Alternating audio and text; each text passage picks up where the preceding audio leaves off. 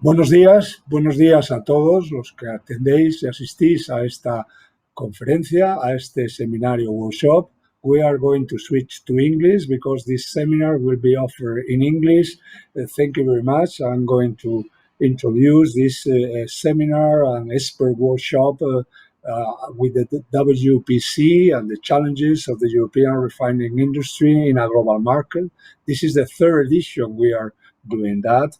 This event had been organized by the Spanish Committee of the World Petroleum Council with headquarters in the Spanish Energy Club, has been sponsored by Repsol. It is always a pleasure to organize a WPC event with whom we have a great relationship, mainly after the Madrid World Petroleum Conference back in 2008.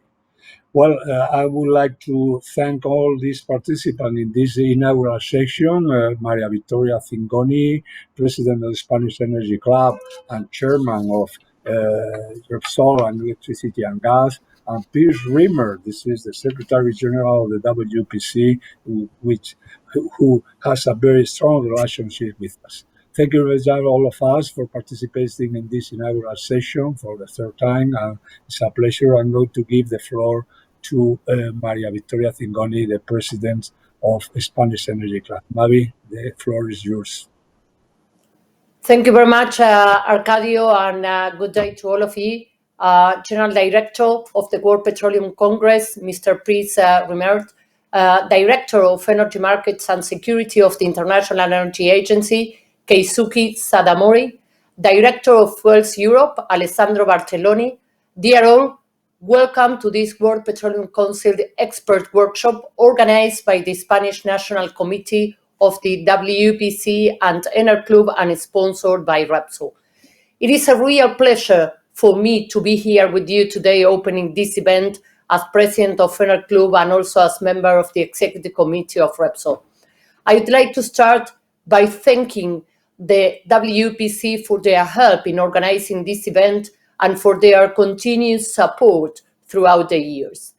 Today's event is somehow special for us since it's the third edition of this workshop entitled Challenges of the European Refining Industry in a Global Market. The first edition of this event took place in 2014, the second one in 2017, the third edition was originally scheduled for 2020, but due to COVID restrictions, we are celebrating it today. Our original idea for this workshop was to analyze every 3 years the fundamental changes and unexpected events that were, and I would say are, taking place in the oil and gas sector in general, and the refining industry in particular. We knew that each workshop would be different in terms of issues to discuss, since the European refining industry is unceasingly facing new challenges. Nowadays, as you all know, we are probably facing one of the biggest challenges ever. And when I say we, I'm referring not only to the refining sector, not only to the whole energy industry, I'm referring to the worldwide economies. We have lived for more than 100 years with energy based on hydrocarbon, an energy which has enabled well-being and prosperity among society members. But today we know that it's impossible to provide the energy the world needs the same way we have been doing it until now. We are all aware that the change is needed. Europe is well aware of this and has positioned the energy transition as its main industrial strategy. Big opportunities open up, and so do big challenges and great uncertainties, as we all know. On the one hand, we know that Europe cannot do this alone. All countries need to work on this together with the same rules, with the same conviction, and with the same vision. On the other hand, we know that technology is key to achieve net zero emissions for 2050. But we also know that many of these technologies are not available today. That's why we must work hard on finding new innovative solutions without dismissing any possible answer to this great task that we're all facing. We also know that the enormous amount of investment needed to carry out the changes that are required and how important it is to be able to ensure a solid and stable regulation that provides certainty and equal playing field for all. Under this panorama, one of the biggest responsibilities lies within the oil and gas industry, an industry that has always been aware of the important role that it plays in the fight against climate change, an industry that has always been doing what was needed to fulfill the required regulations. But I would say that most important than all of the above, an industry that has been doing this while providing the energy that is needed by society whenever and wherever the society needs it. In the past recent months, companies have gone even further. I'm proud to say that in December 2019, in Repsol, we were the first in announcing that our strategy was directed to become a net zero emissions company by 2050. We were the first company in the sector to set this ambitious target consistent with the goals of the Paris Agreement. And what may be probably most important, most of the biggest European and international companies have followed us. This is a key element in my point of view.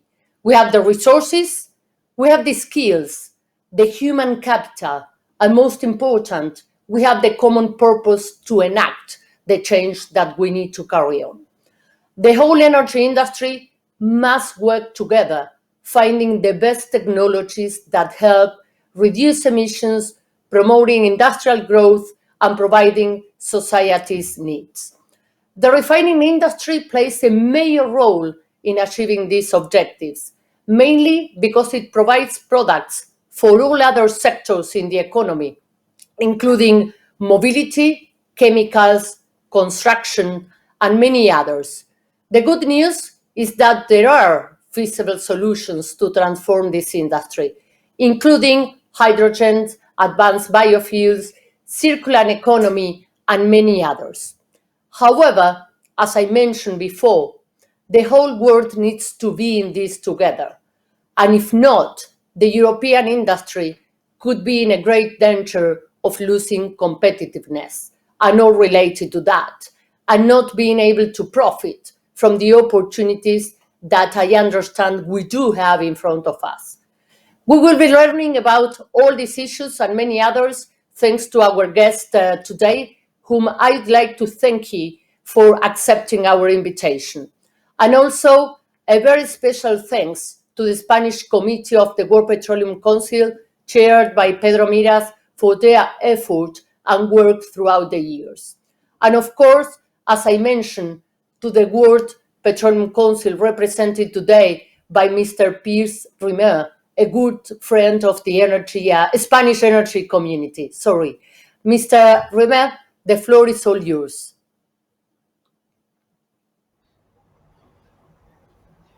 Thank you very much. Thank you. Thank you very much for that introduction. Good morning, everybody. Thank you, the Spanish Energy Club and the World Petroleum Council Spanish National Committee, for organising this, the third edition of this workshop. Obviously, we have great memories of being in Spain for our Congress in 2008, and we wish we were all together now for a face-to-face meeting.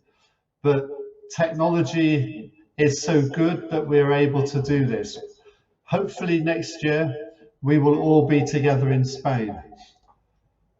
This is the third edition of this workshop and comes at an interesting time for Europe, particularly with COP26 coming soon in Glasgow.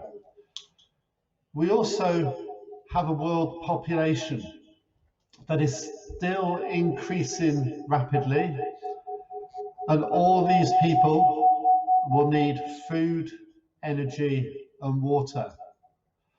And we also need to bring billions of people out of energy poverty. So there will be a global increase in the need for energy, fuel, and products. And people want them produced in a clean way.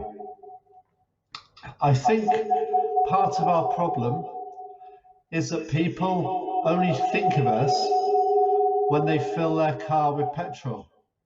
They forget about everything else around us, about our clothes, all the plastics, polymers, petrochemicals, pharmaceuticals that we produce that the world will still need in the future. We have big challenges ahead. Innovation is the key. And as a chemist, there are some very elegant solutions for the future in decarbonisation, for carbon capture and storage, for all the different colours of hydrogen and all the different alcohols that we can produce. The conclusions of this workshop, plus the other expert workshops from around the world, will be presented in Houston this December. And we welcome you all there for what will probably be one of the biggest oil and gas face-to-face events this year. So thank you again, the Spanish Energy Club, the Spanish National Committee, and Repsol for always supporting us with these issues. Thank you very much, everybody, and have a good workshop. Thank you very much, Mavi. Thank you very much, Piers, for participating in this inaugural session. Now we are going to continue this session with our guests and our people and going, thank you again. I'm going to give the floor to our friend, Pedro Miras, who is going to conduct all these issues. Pedro, the floor is yours. Thank you very much. Thank you, Arcadio. Good morning to everyone. It's a pleasure to be here again and to have the opportunity to be in the third edition of this expert workshop. We are very happy to continue with this task. Thank you very much to Mavi and Piers for your excellent introduction, and that really opened the discussion for this workshop. We have two presentations that are going to be before the roundtable. The first one is we will learn about how the global refining industry is behaving, and the presentation will be addressed by Keisuke Sadamori, who is the Director of Energy Market Security of the International Energy Agency and a good friend of all of us. Thank you, Keisuke, for joining us again. It's a pleasure to have you here. And the second presentation will land directly in Europe and will focus on the regulatory impact of the European refining industry, and will be given by Alessandro Bartelloni, Director of Fuelseurope. Thank you to all of you. First, I would like to present Mr. Sadamori before giving him the floor. You know very well he took up his duty as Director of the Office of Energy Market and Security of the International Energy Agency in October 2012. Previously, he held the position of Deputy Director General for Policy Coordination at the Ministry of Economy, Trade and Industry at the MITI in Japan. He had been involved with the IEA with a number of years in the IEA Governing Board Representative for Japan, and as co-chair of the Standing Group of Long-Term Cooperation. And over the years, Mr. Sadamori has served in the cabinet of the Prime Minister of Japan and has coordinated numerous important projects, including the work following the Fukushima Daiichi accident in March 2011. So, Keisuke, please, we will be delighted to hear about your point of views in this important issue. Thank you very much. You have the floor now. Thank you very much, Pedro, for the nice introduction. Good morning to all of you. Buenos dias. So first of all, muchas gracias. Thank you for inviting me from the IEA to the organizer, the Spanish Energy Club and the World Petroleum Council for talking about this global refining industry. As the refining, as a sector sitting between the oil demand and supply, the refining is subject to pressure from both sides, and it has its own set of challenges. Over the years, we have talked about the growing overcapacity and the slowing the demand growth. The COVID-19 somewhat epitomized all these in a striking way. Next, please. I'm sorry, the next one. So the COVID-19 is not the only responsible for all the refinery ills problems of today. Even before the pandemic started in 2020, the refinery market share was stagnating. The last time the global refining industry saw any visible growth in demand for its products was in 2017. After that, most of oil demand growth in 2018 and 2019 was met by products bypassing the refining system. Between 2017 and 19, global oil demand increased by 1.5 million barrels per day, but demand for refinery output increased by only 110 kbd. This is why the global refining throughputs actually declined in 2019, before the pandemic. For refiners, the highest pre-pandemic activity level was 2018, not 2019. Last year, 2020, as oil demand fell by 8.6 million barrels per day, refinery intake fell by 7.4 million barrels per day. So last year saw an accumulation of product stocks that will be digested through this year. The growth in refinery runs by 3.4 million barrels per day is likely to lag the oil demand increase of 5.4 million barrels per day. Next, please. While the demand for refined products has stagnated since 2018, refinery capacity net additions in 2017 to 20 amounted to 3.3 million barrels per day. We expect another 1.5 million barrels per day of net additions in 2021 and 22. As 3.8 million barrels per day of new capacity is partially offset by 2.3 million barrels per day of shutdowns. Thus, in 5 years, between 2017 and 22, the global refining systems will have added almost 5 million barrels per day of new capacity to serve a smaller market, as demand for refined products, or to be called the coal on refineries, is forecast 1 million barrels per day lower in 2022 compared from 2017 level. Since early 2020, around 900 kbd of US refinery capacity has been slated for permanent closure or conversion into renewable fuel processing. In Europe, this figure is about 750,000 barrels per day of capacity. And as much has been temporarily idled, waiting for margins to improve. So refinery closures have not been limited to US and Europe. Refineries have also closed in Asia and Africa, where demand is still growing. This shows the extent of the competition faced by refineries everywhere, and not just in mature economies like Europe and the United States. Next, please.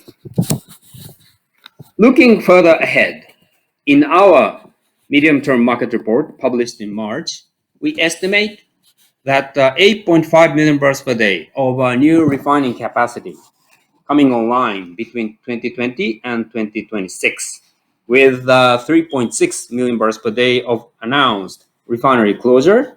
Net additions will amount to around 5 million barrels per day.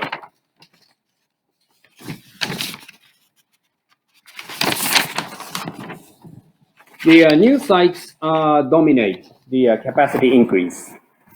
Around 6.2 million barrels per day of new capacity will come from greenfield projects, of which 1/3 is in China. Expansion projects account for another 2.2 million barrels per day.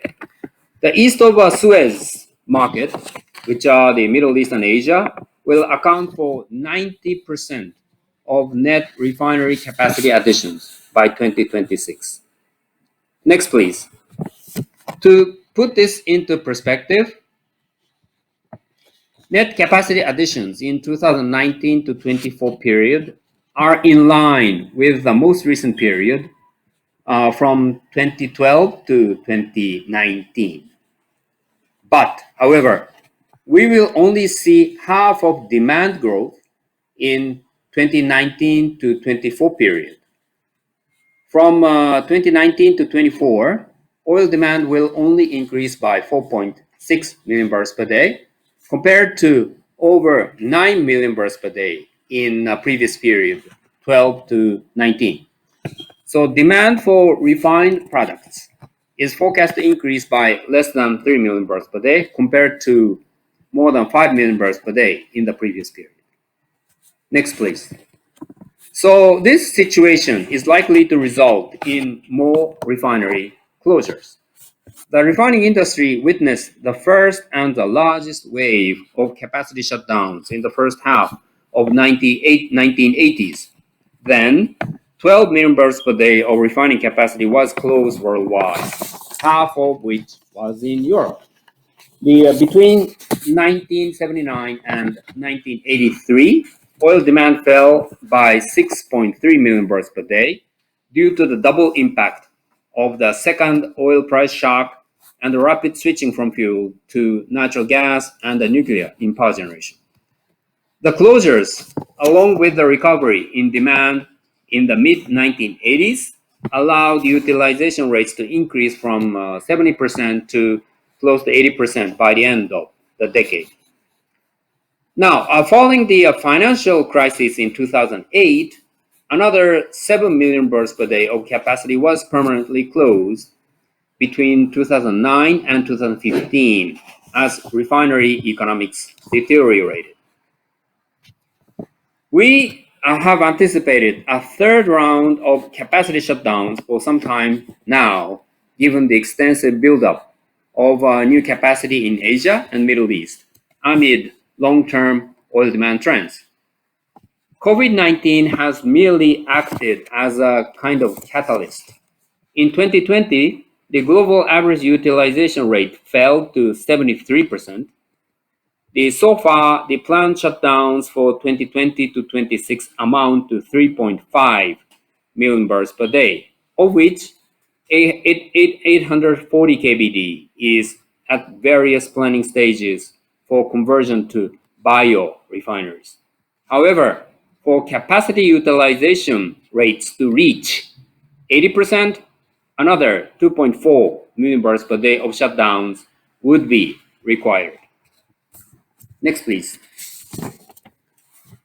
Decline in refinery market share comes from the slowdown in growth of oil demand in the transport sector.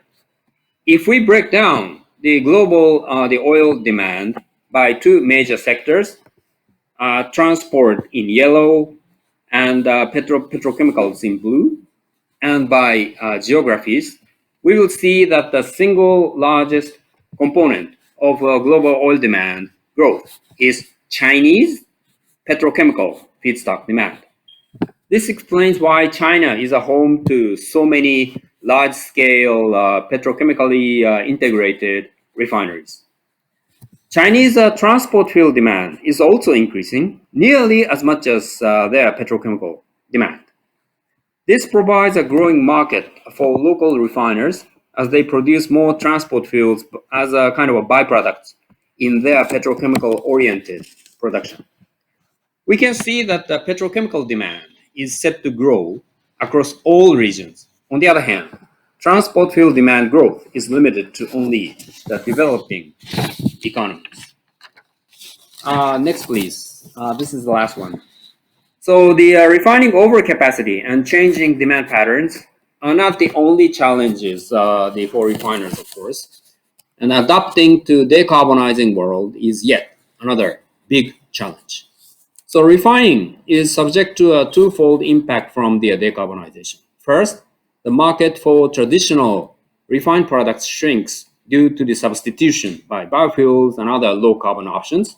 And second, as an energy-intensive industries, refineries face the challenge of reducing the CO2 carbon intensity of their activities. So decarbonization brings challenges, but it also creates opportunities.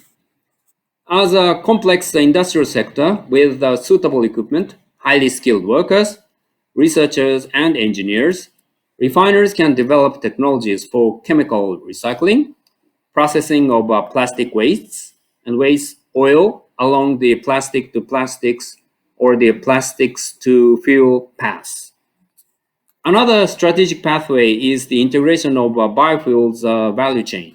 So production of hydrotreated vegetable oil, HVO, is a natural fit for refining activities, as it involves processing renewable feedstock into diesel and other products like the LPG, naphtha, and sustainable aviation fuel in the future.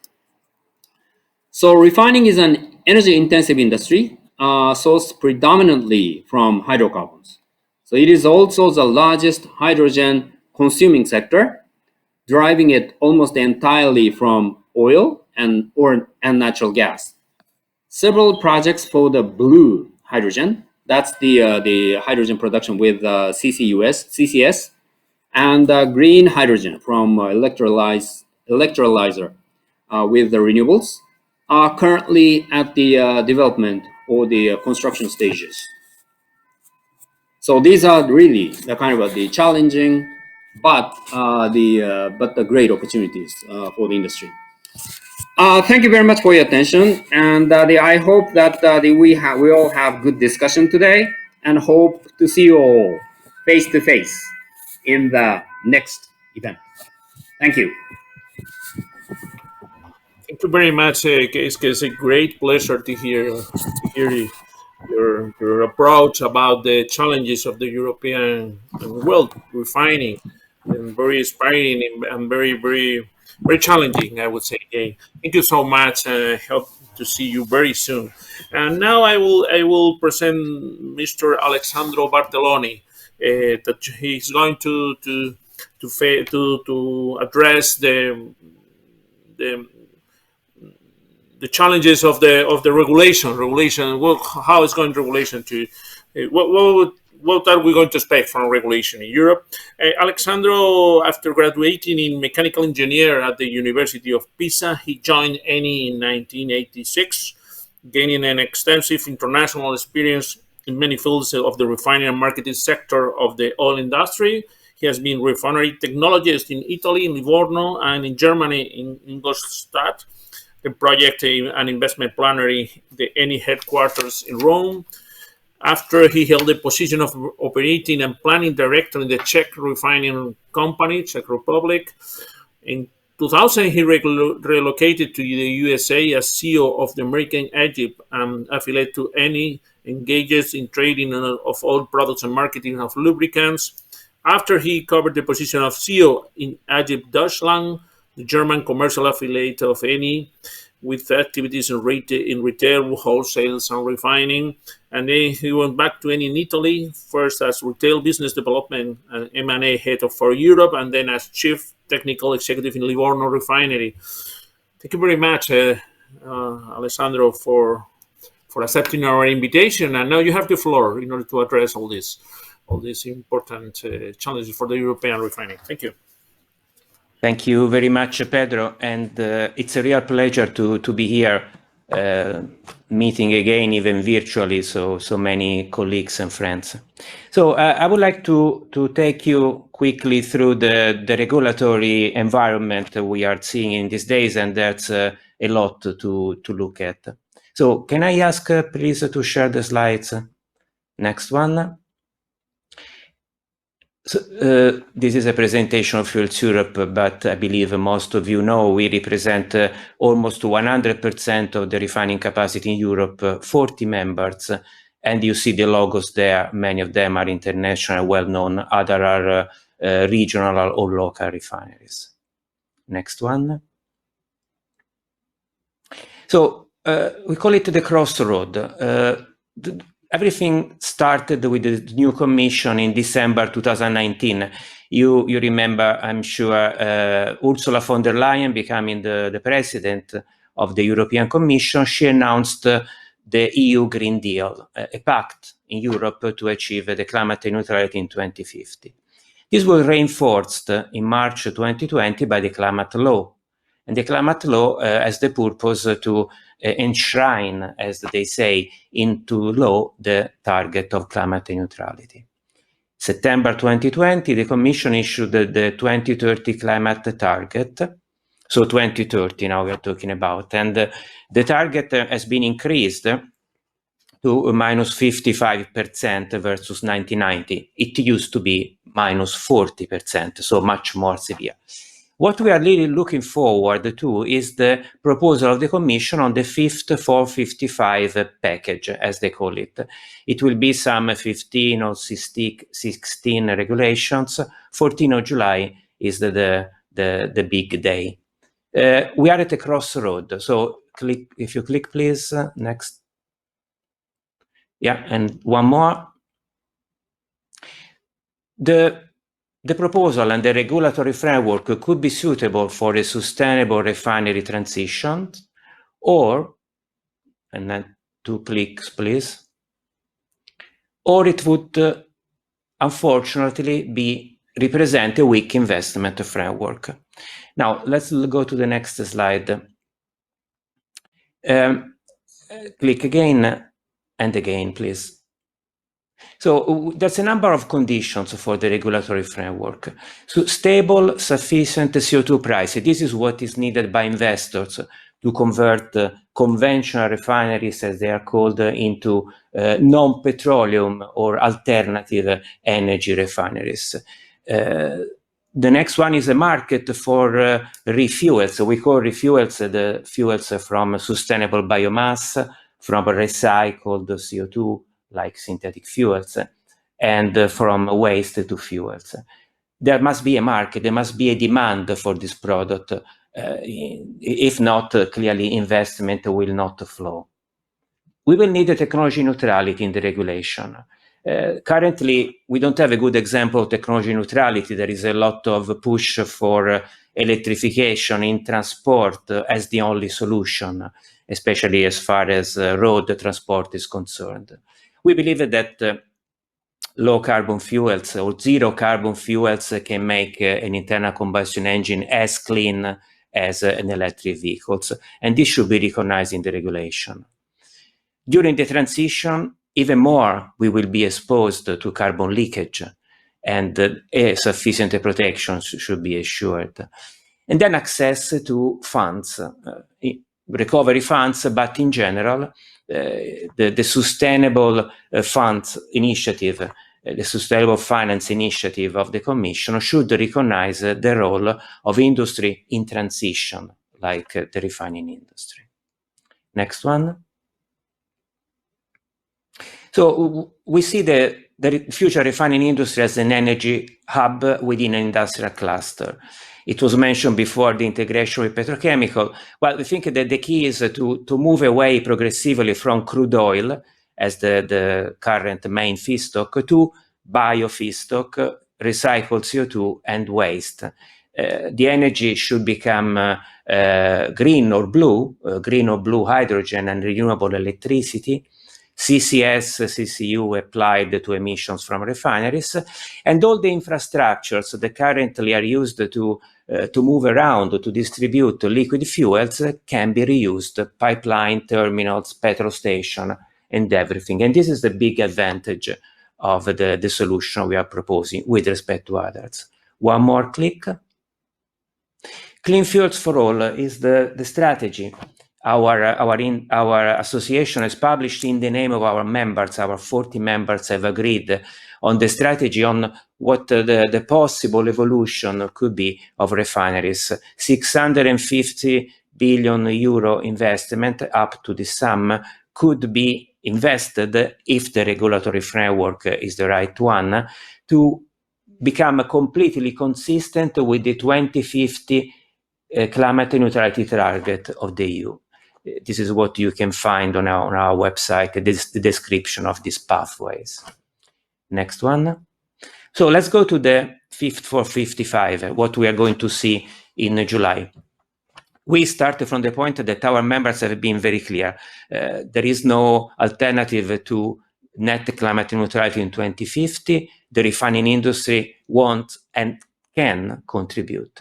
Renewable low-carbon liquid fuels are instrumental to that because they will provide the energy to the remaining passenger cars, not electrified for several reasons, to part of the heavy-duty road transport trucks, to big part of maritime, and almost all of aviation.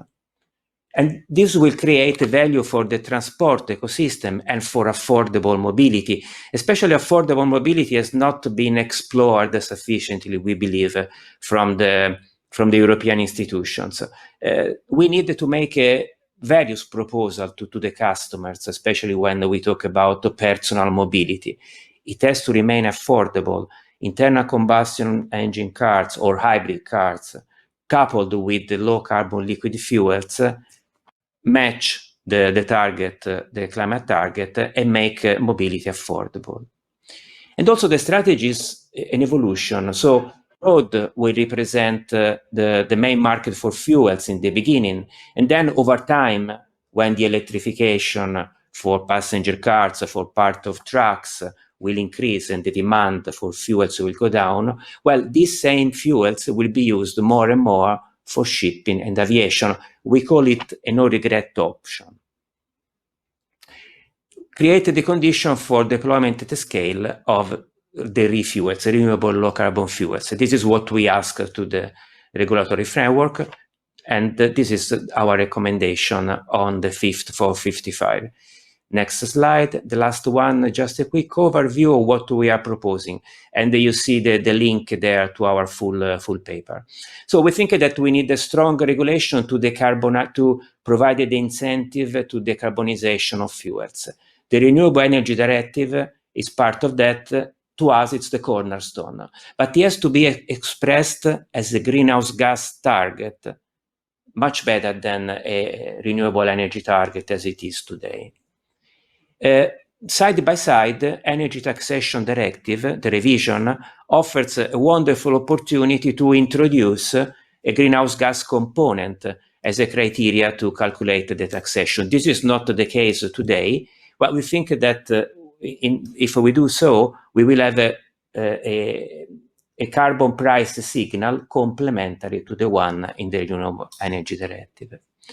The Commission has announced they are going to propose an ETS for road transport, for heating too, but also for road transport. We say this would not be our proposal, but we are ready to contribute on that, but the ETS should be dedicated, separated ETS, not the current industrial ETS enlarged to transport. And then on this basis, we build the recommendation for the three specific sectors of transport. Recommendation on aviation, on maritime transport, and the last one, the very important one, CO2 standards in vehicles. And let me repeat there, today the regulation is not technology neutral. It does not recognize any benefit even of climate neutral fuels in vehicles. Only electric vehicles are considered at zero emissions. This should change. And we have proposal to make fuels, low carbon fuels count in this regulation. And finally, we call for repealing the FQD 7A, the current regulation, which will not be needed at this point. So this is in short summary what we wanted to share with you. In the next months, over summer and most importantly, after the summer, there will be a debate on the Commission proposal, and member states, European Parliament, but also the national parliaments will play a big role. And we will cooperate with all of our members, also in the member states, to have a successful solution for the transformation of our industry. Thank you very much.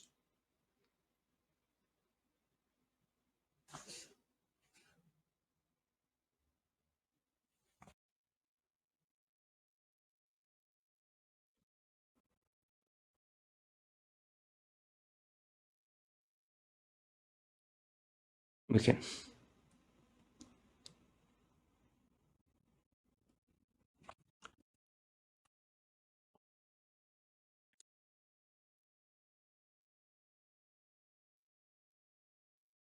Pedro, we cannot hear you.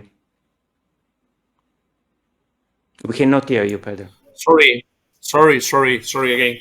No, I will say thank you very much for your inspiring presentation. Regulation is very, very important for all of us, and you have clearly explained where we are and we are going to be in the future, probably. So thank you so much, Alessandro. It's a pleasure to have you here. And we are going to start with a panel, with a roundtable. And first, let me remind you that depending on the time, we will have some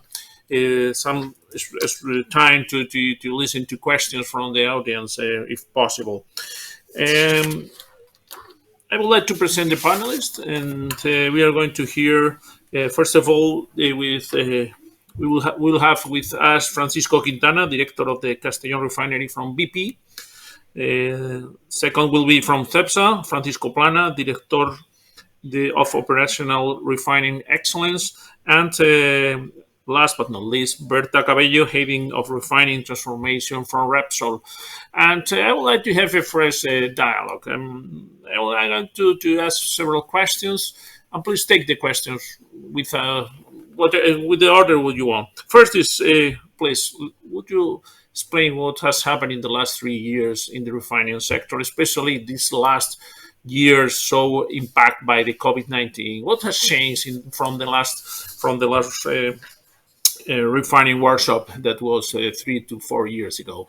Who want to take this? And after that, you can take the floor. Francisco Planas, for example, you want to address this first? Yes, thank you very much, Pedro.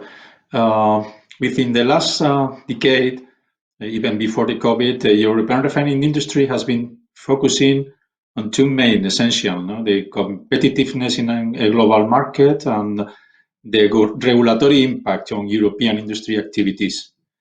For competitiveness, refiners were emphasizing on reshaping our assets, our refineries, to more efficient processes, more valuable product portfolio, and a growing integration with chemical industry.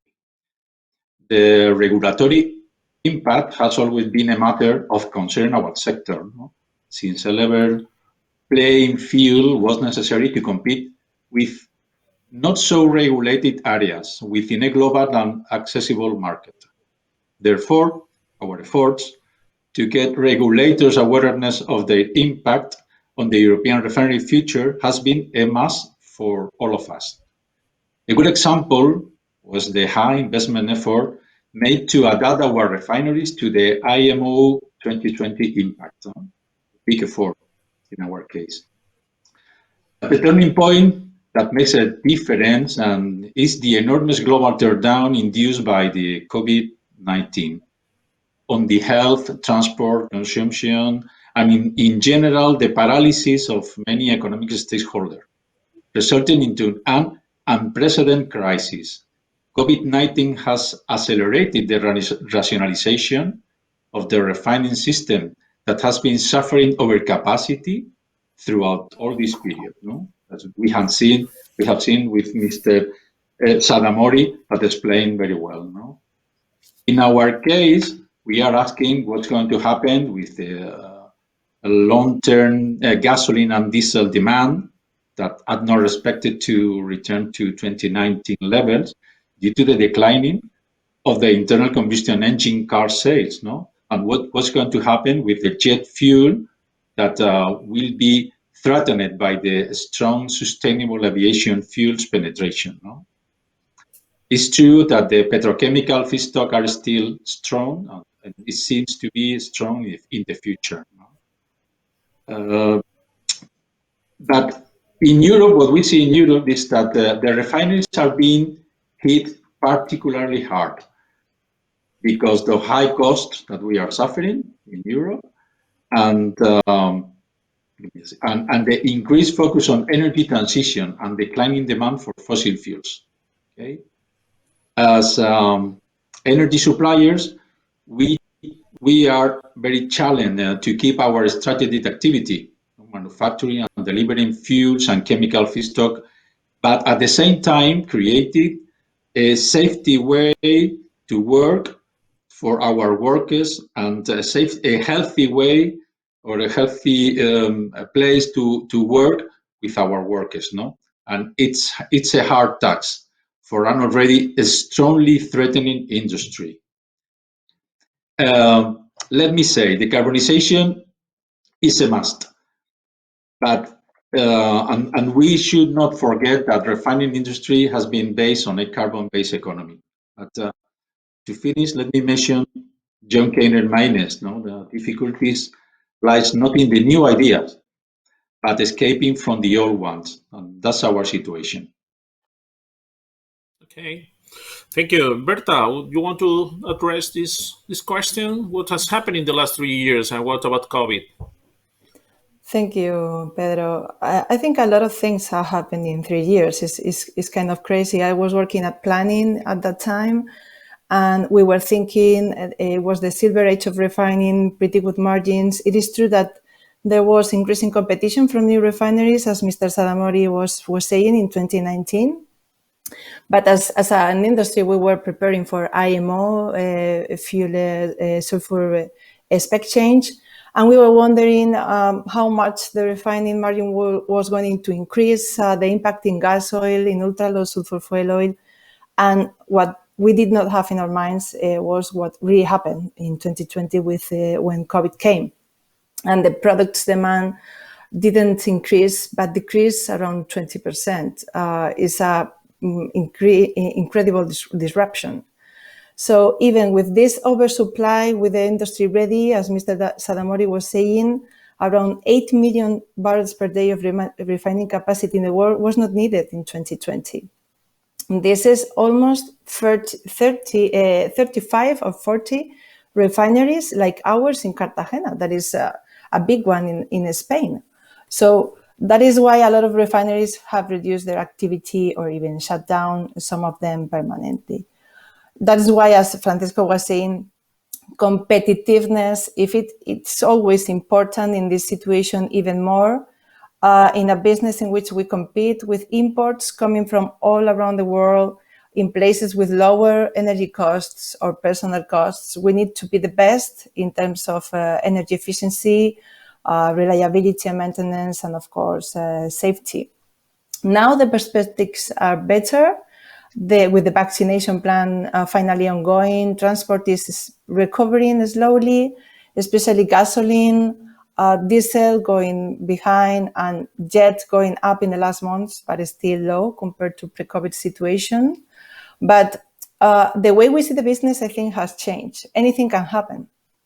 And that is why in this period, the efforts toward finding alternatives for transforming into a low carbon business have sped up. I think a crisis like this helps pushing innovation, and we have to take advantage of this. Because as Mavi said before, technology development is still needed to achieve our net zero targets. So we have to take advantage of this wave to really push this and see the businesses ahead. Thank you, Berta. And Francisco Quintana from Castellón you are in the refinery now. Please, would you address this part of the panel? Sure, I am. Good morning, everyone, and thanks for the invite. Not much to add, probably. as my colleagues have stated, we've seen two very marked different scenarios. Before March 2020 here in Spain, and after 2020, when the pandemic kicked in Italy and Spain, and then it spread out throughout the rest of Europe. Before March 2020, a growth scenario, healthy margins, really on the back of demand and the positive economy cycle, despite the fact that we were having some challenges in terms of over refining capacity. MARPOL, IMO spec change was, a light at the end of the tunnel those days, and certainly I think every one of us were preparing for embracing MARPOL and MARPOL opportunities. In our case, in BP, we started reviewing the strategy going forward. And in February 2020, last year, so we announced a new strategy to become a net zero company by 2050 or sooner. So we stated very aggressive targets in terms of refining capacity reduction of around 300 kbd, and in 2020 a reduction in around 40% of oil and gas production. So that was February 2020. March, pandemic kicked in Spain, and then in April in the rest of Europe. So as my colleagues have said, game changer. Not just from the demand, especially in road transportation and aviation fuels, but foremost, what we see now is that we're starting to see the knock-on effects on the back of sharp recovery of the economy in many countries. I would also highlight the fact that some political changes, some of them quite relevant, especially in the US, and the acceleration of the energy transition in this new scenario. And we're seeing CO2 price spiking up, and we are seeing electricity price at a record high. So pandemic has been a game changer. COVID, I think, has played an important role in changing the kind of the play field in the industry, and probably to name just kind of different areas that the ones that have already been mentioned. I would say that COVID has brought new challenges, new opportunities, and new demands from the people that work at refineries. For example, the operating entities might have to deal with a more kind of flexible model, with some of the employees working remotely, some others working on site. I think also what we've identified is that mental health was not really well rooted in our companies, and due to the fact that the pandemic has been a dramatic and very difficult moment for many of us. We've seen those deficiencies in the company, and therefore we reckon that mental health is going to be part of the future agenda going forward. Pandemic accelerating everything, refining. A lot of changes. We will have to be very competitive, and we will have to move into a more kind of agile and flexible space, which operating entities like a refinery is something like a big step change. But if we wanna be surviving in this challenging scenario, we might have to embrace agility and flexibility in order to satisfy our customer needs. Okay, it's clear that COVID-19 has accelerated several things that were on the table, I would say, teleworking and digitalization, and has proved that it's possible to work in a different way. I think in the refineries has also been a clear demonstration how it's possible to work in a different way. Okay, thank you. I would like to address the regulatory issue. Alessandro has been presenting the framework for the future, and I would like you to address what do you think about the regulation in the next years is going to affect our refineries and our business, and even if you are able to give some ideas in order to make better the regulation, if possible. I don't know who want to address this as a first speaker, and you can if you have any ideas, you can interrupt and go into the conversation. Who want to take this first? Berta, would you want to address this part? Yes, thank you. Well, I think regulation is, as Alessandro was saying, is driving the economy in general and our industry to a low carbon future. And therefore, we need to transform our operations and business. And I think this is good news because we have the opportunity to be part of the solution, providing these low and zero carbon fuels that the society needs. We fully support the European and Spanish targets, but I think it's important to plan this transition in order to minimize some negative impacts into three critical aspects: the economy, jobs, and the competitiveness of the Spanish and the European industry. Our industry generates many high-quality jobs, not only in the refineries, but also in other activities in the local economies. We are supplying products really needed for the economy and collecting an important amount of taxes. So that has to be taken into account in the transition. And for that, I think electrification is key, of course, for the decarbonization of the economy, but we think there is no silver bullet. We think many other technologies are going to be needed if we want to be climate neutral by 2050. So we can offer other solutions, not only to the final uses like transport, heat, energy in the industry, but also solutions for the new upstream, the wastes and residues that has to be managed from cities, industry, agriculture, or the food industry and other industries. We miss a stronger support to these alternatives and a sensitive approach that takes into consideration, as Alessandro was saying, the emissions in the whole cycle and the impact in other sectors. We also miss a clear framework for the medium and long term in order to invest. As you know, industrial investments need around 4 years from the idea to the startup, and they need around 10, 15 years to be paid off. So we need a medium and long term view about the regulation. If we want to be fast, technology is still under development and special support is needed until the technology is ready. So in this situation, also support like the Next Generation EU funds may be key in the short term. Okay, thank you, Berta. But it's quite interesting because there is always the feeling, or sometimes the feeling that neutrality in technology is not so clear that should be, and so this is something that we should address: how to make all the technologies compete in a fair and transparent framework. I don't know if it's regulation. You feel that the regulation that we are expecting is going to address this clear issue, very important for us. I don't know who want to take the floor. Francisco Quintana, want you address this now? Sure. Or?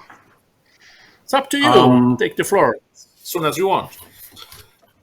Yeah, I think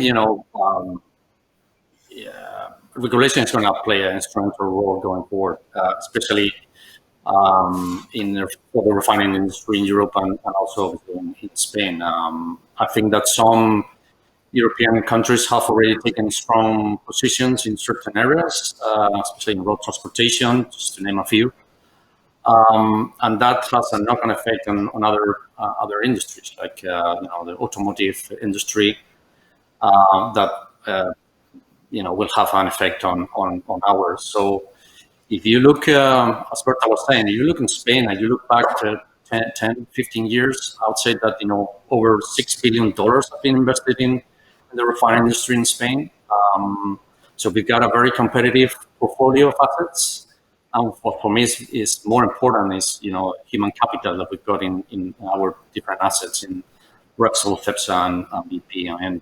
And if we see the transition going forward, and we want to have a responsible transition, I think we want to bring to the table the conversation around a competitive transition. Because otherwise, we will have to see, we will start to see stranded assets around the country. Obviously, we've been advocating for regulation to support the refining industry. in similar areas as have been already stated. Berta alluded to technology neutrality, so give the opportunity to all technologies to contribute into the emissions reduction, especially those that, you know, you've got the whole value chain already and you've got the technology to move into that space. In you know, electricity, we've talked about electricity, and you know, what we don't talk about is how many problems, you know, electricity will bring.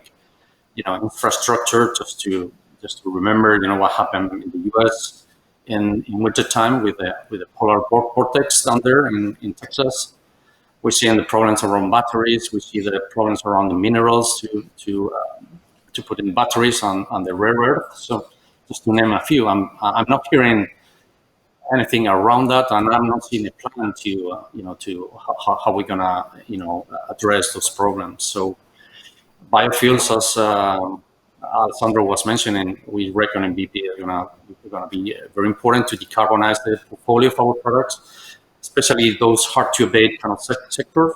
We reckon is gonna be, again, you know, regulation is gonna be critical to play a part on that transition. And going back into kind of a, you know, refining level, we see that, you know, refining's turning into energy hubs, you know, taking advantage of technology, digitalization, as has been said, you know, human assets that I referred to before. We reckon refineries can transform into hubs, incorporating new products into their portfolio.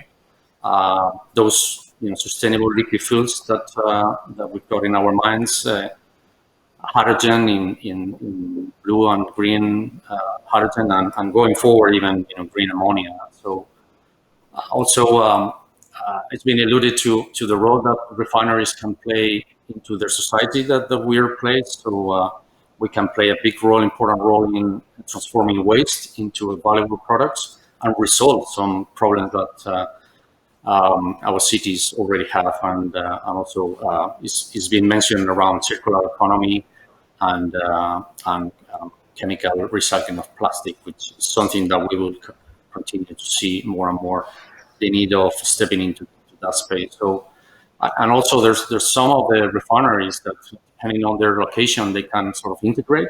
They can be, you know, an important partner in order to decarbonize other industries, because, you know, we've been producing grey hydrogen for many years. We know, just to name an example, right?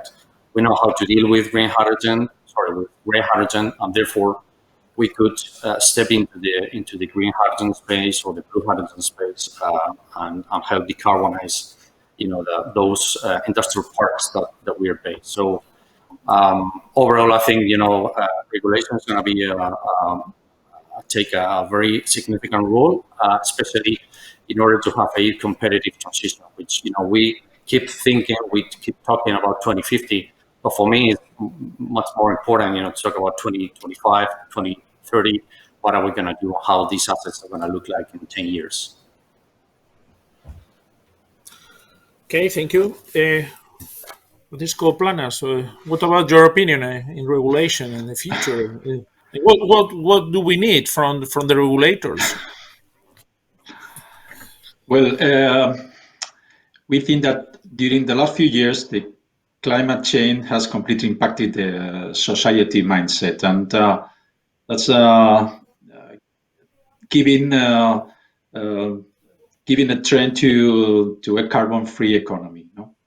All these new concepts, the motor emission standard, the energy taxation, the hydrogen strategy, the green hydrogen, blue hydrogen, gray hydrogen, all those are new concepts, not that embracing a complete social transformation. This will require huge national budgets and severe changes in our way of life. No? We feel an intense, ambitious, prolific, and urgent regulatory activity that encourages us to adapt faster than may be feasible. And that's important. Besides, this cannot be done overnight, and as Berta has mentioned, there is no silver bullet for this to happen. We must be realistic and introduce changes while respecting, again, technological neutrality. That is a very important concept. To avoid incurring in costly inefficiencies. Refining industry is reacting naturally, ready to play a key role, and that's what we are asking, to play a key role on this transformation and enabling the transition to a carbon-free economy. We all agree with this and are committed with the final target.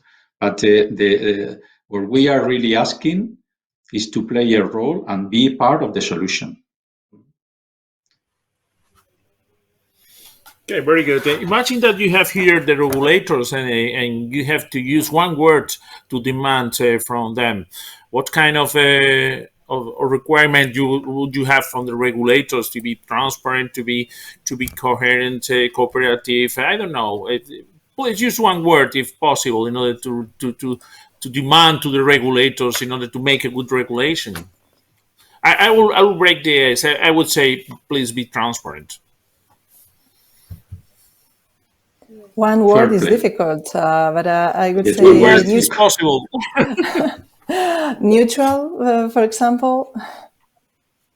Neutral. Fair play. Fair play. Yeah, I would say integrating others' view. Okay. That means that we need a regulation that could listen to all the parts of the problem. I will underline someone said before that all the technologies are necessary, and there's not a silver bullet. So please be open, transparent, and take into account all the interests. It's very important to listen to all the parts of this problem, and we are going to. The refining sector is going to be part of the solution. This is quite clear. It's a good message, I would say, for the regulators. Okay, I would like to go to the last part of our conversation, and it's regarding your projects, your strategies, and how are you going to face the future in order to be part of the solution, as I have just said, you have just said. So I would like to break the ice. I don't know who wants to take the floor and explain what are you going to do in order to be part of the solution and help to the transformation of the energy sector. Who wants to take the floor? Francisco Quintana, for example. I think you have not started before. All right. Yeah. Thank you. As you were saying, I think it's important to recognize that, and I'm seeing that in Noya, refining industry in Spain is really willing to move into the next phase, which I think if I was a regulator, I would see it in a very favorable way, because, there's been, very dramatic transitions in other sectors, other points of time in the past that, those sectors were really, really resistant to change. And that's not what I'm seeing in refining, which I think is very, very important, especially, to start working together really, and to listen to what refining can add to this transition and the value that we can provide. So from our point of view, obviously, energy efficiency, we've been working on energy efficiency for many years. Now we're seeing, price of CO2 spiking up. We see also, nat gas price going forward will continue to increase, and energy efficiency will be kind of areas of focus that would be a winner, that's for sure. The others, obviously, we've already touched on that and alluded to them. Sustainable fuels, those fuels that can support transition in a competitive way, not just in an uncompetitive way that would end up the taxpayer, and the new future generation paying the debt that we're going to generate this generation. And in some instances, some of the products or the demand won't be able to fulfill with other substitute kind of products. So sustainable liquid fuels will be around, and some of them will play a instrumental part of the decarbonization going forward. Chemical integration, demand will still be there. We see options and opportunities for the chemical industry to decarbonize through lower carbon products. We see hydrogen also a big opportunity, and hydrogen it's kind of a bigger conversation because obviously, refining industry and fertilizer industry is the biggest consumer of green hydrogen at the moment. Obviously, we are focused on scope 1 and scope 2 emissions reduction, and also on scope 3. The products that we sell, we reckon that Spain will play a critical role in hydrogen going forward, and will play a critical will be playing a critical role in Europe in terms of hydrogen generation. So hydrogen for heavy duty transport, and as a low carbon fuel carrier for other industries, replacing natural gas. We see that it's an opportunity, as was alluded before by Alessandro. And last but not least, obviously, we see this as a longer-term solution to decarbonize scope 1 and scope 2. Certainly, with the biggest contribution to this decarbonization journey, that will rely on the evolution of the CO2 price to be competitive, and also regulation supporting, will be CCUS. CCUS, I think that, and us, that got the refinery based in the Castellón province, and with, I think we all remember Castor experience. I think, it's in Spain, the conversation is really hard to crack on it. We've seen projects, and BP is developing a big project at Teesside in northeast of England. We've seen many other projects starting in Central Europe and Australia, to name a few. But we're not seeing that conversation, and it's difficult to pick up that conversation because it's we're not seeing that receptiveness that I was referring to from the regulators. But we will see homes for CO2 in North Africa for sure, and obviously CCUS will be critical in order to become a net zero operating facility. So those are the areas that I would say that we're going to be focusing in the next years. Okay, thank you. Francisco Planas, how is Cepsa going to face the future? How are you going to move? Well, currently we are working on our strategy. It will be published shortly, and we are sure it will mark a turning point for Cepsa, giving a, let me say, green spin to our activities. Our new strategy plan will establish how Cepsa will address the opportunities offered by the energy transition, and will expand its environmental commitment. In the meanwhile, what are we doing? We are working on different projects, optimization projects. We are working on enhancing the efficiency of our assets, of course, with a special focus on energy and CO2 management. We are betting very hard for an extended digitalization of our processes, our way of working, and even reinventing that. We are starting to think about different methodologies like lean, like manufacturing, and so on. So in a nutshell, what we are trying to do is to do more things with less resources, of course.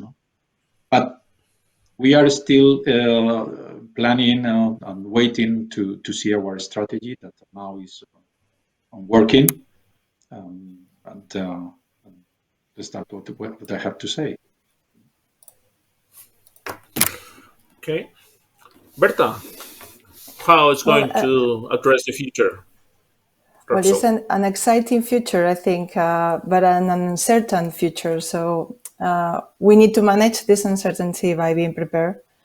What is 100% sure is that all stakeholders want us to transform into a low carbon business, not only regulators, but also customers, the general public, and our investors. And that is why, as you know, Repsol have really ambitious decarbonization targets. We were the first to show our ambition to be a net zero company by 2050. And in our strategic plan shown in November, we were explaining more specific targets in hydrogen and biofuels, for example.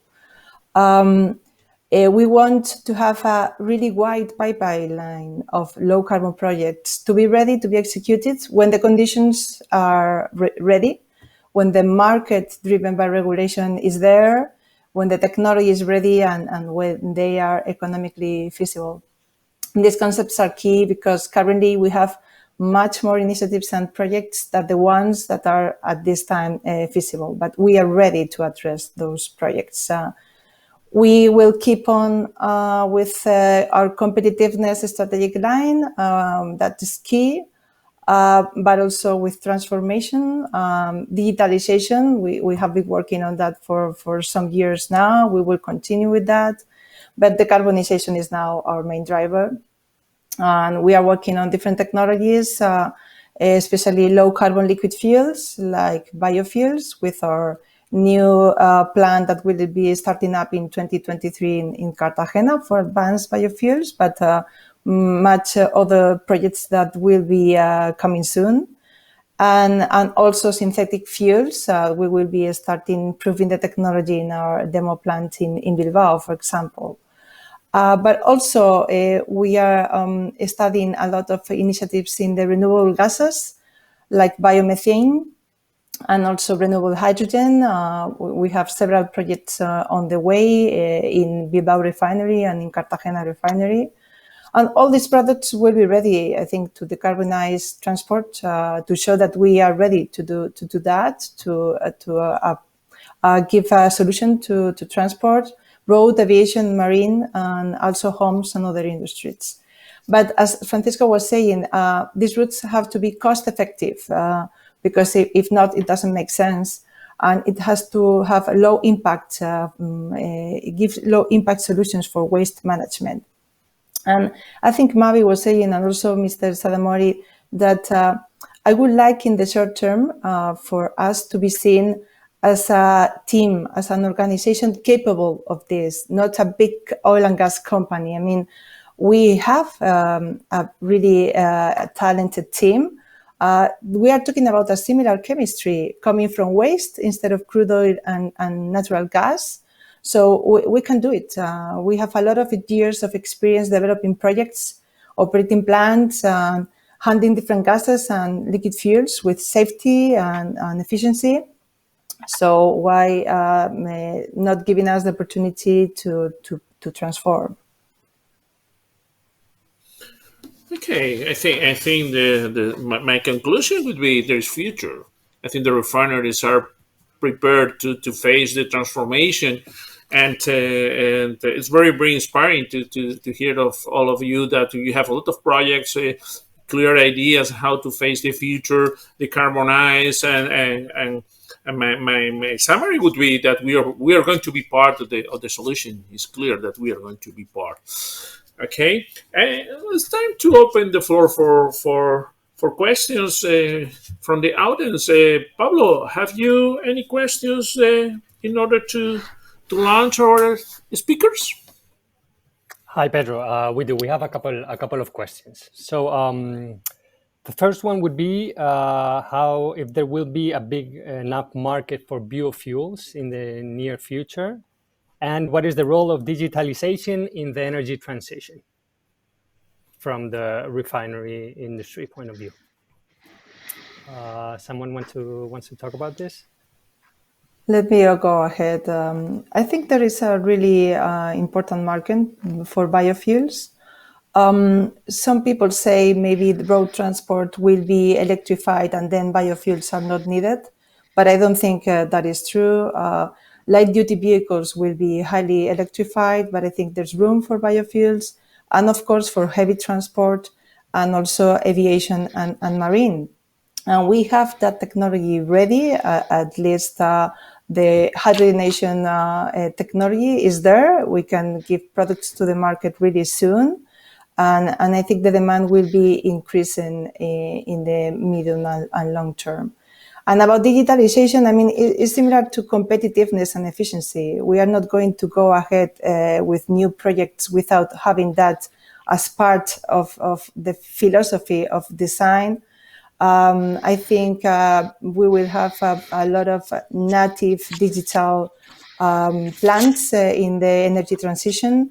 And also, we were commented before about different ways of operating the plants more remotely, and especially with the waste distribution around the territories. Maybe that is a key part of the future.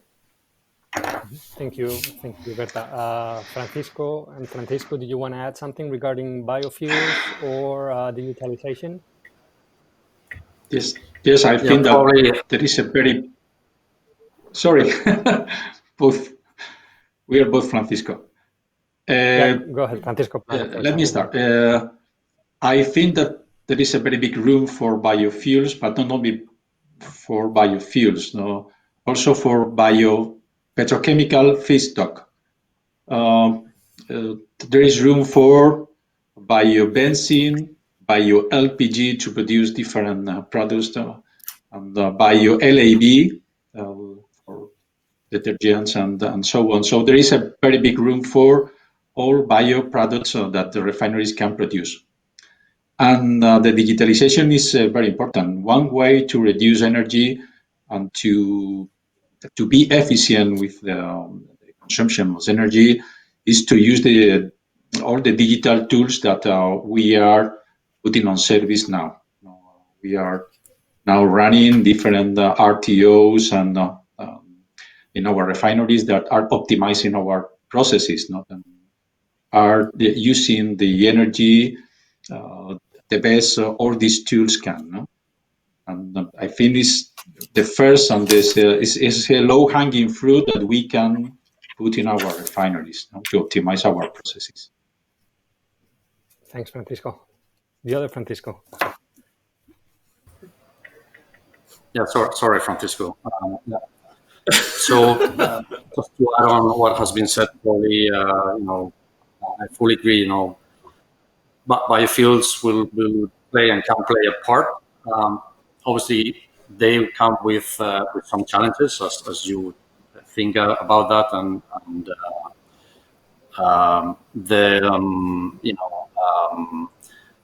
we're switching from first generation to second generation, and therefore that's going to be in the short term, that's going to put some pressure on the tightness of the supplies. But I think that at least in Spain, we're in a good position, not just for the existing second gen feedstock that we've got, but also the opportunities that these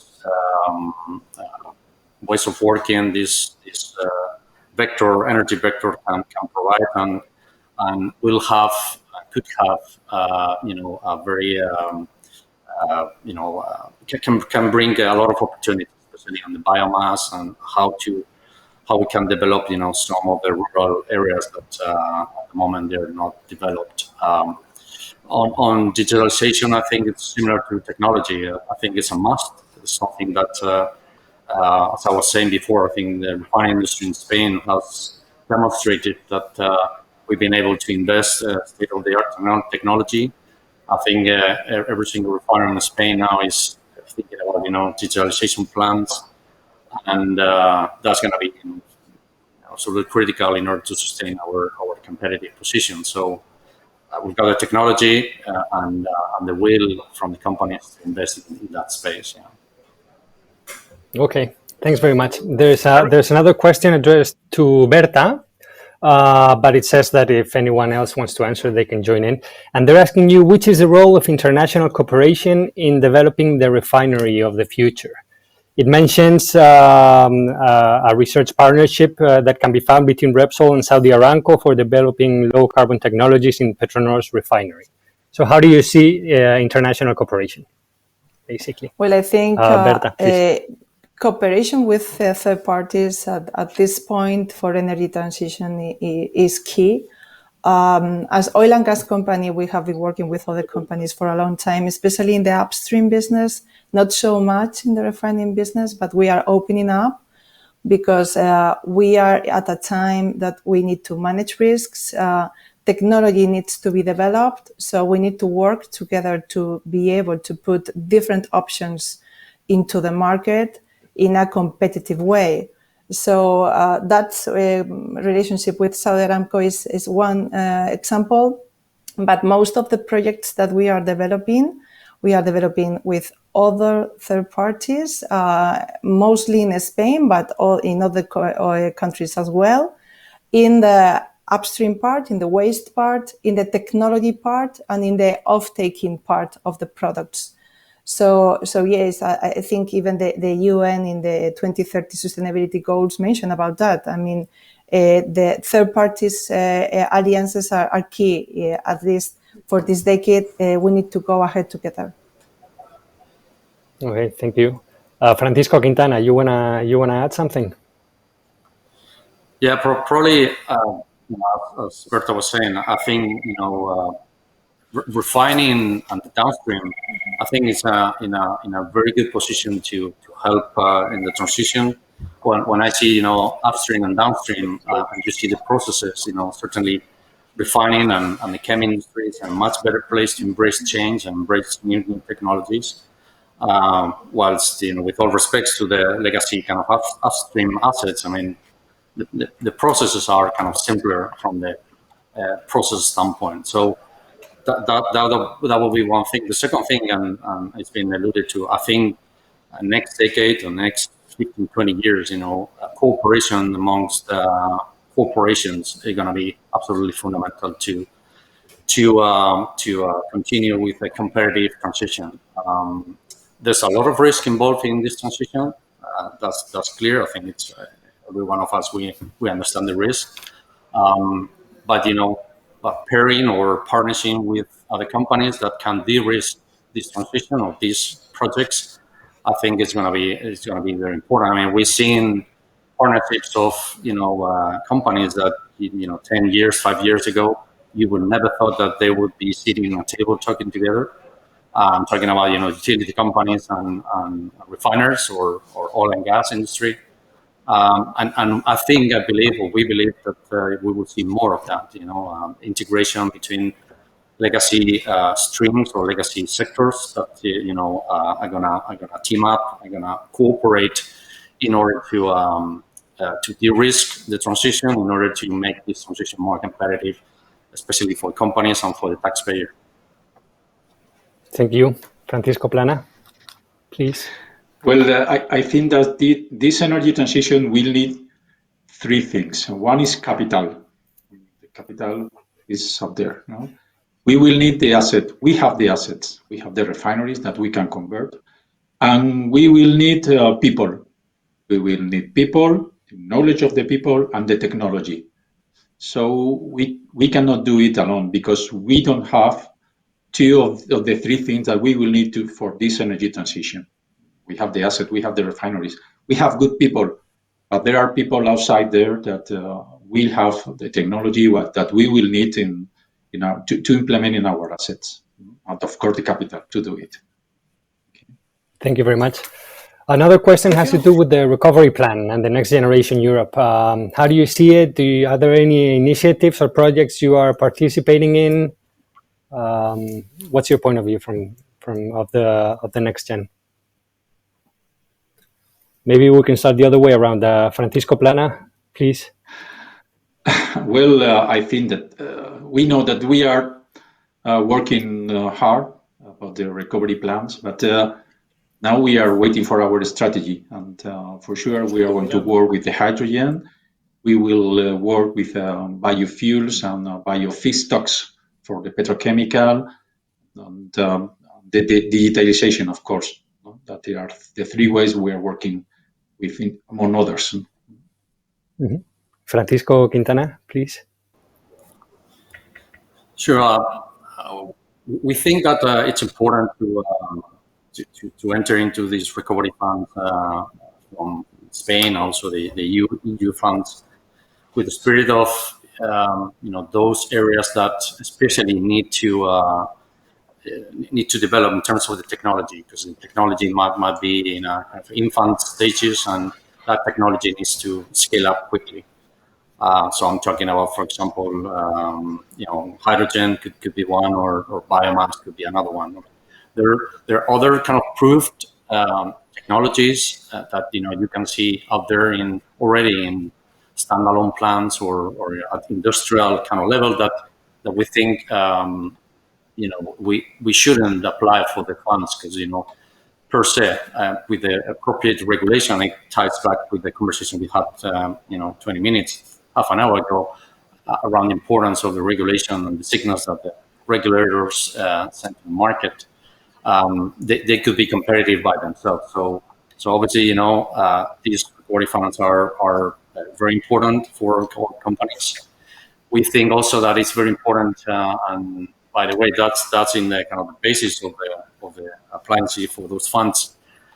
It should be transversal, which means that you should incorporate other companies in our vicinity, in our industrial parks. We should generate work around that and jobs. And also, for that to happen, we need to be very smart in there that we want to apply for those funds. So for us, it's not like a free pass. We think that we can play an important part in certain parts of the strategy going forward. Those are the areas that we are focusing.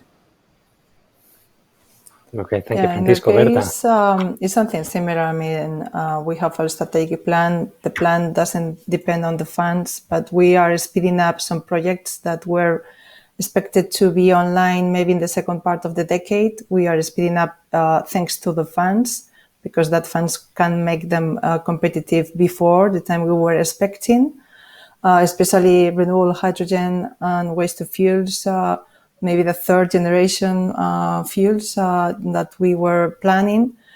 And we are working on all these third-party alliances that can work together to be able to apply to these funds. What is true is that when we see what was published about the funds that will be ready, I miss more funds for the circular economy. I think hydrogen, and don't get me wrong, I think renewable hydrogen needs funds right now. So to push that technology, you need to put money there. But I would have thought that they would put more funds into circular economy, because in there also there is a lot of potential, and also right now it's needed support to go ahead faster.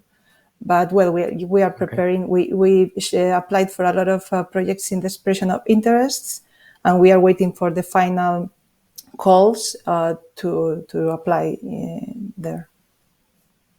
Okay, thank you, Berta.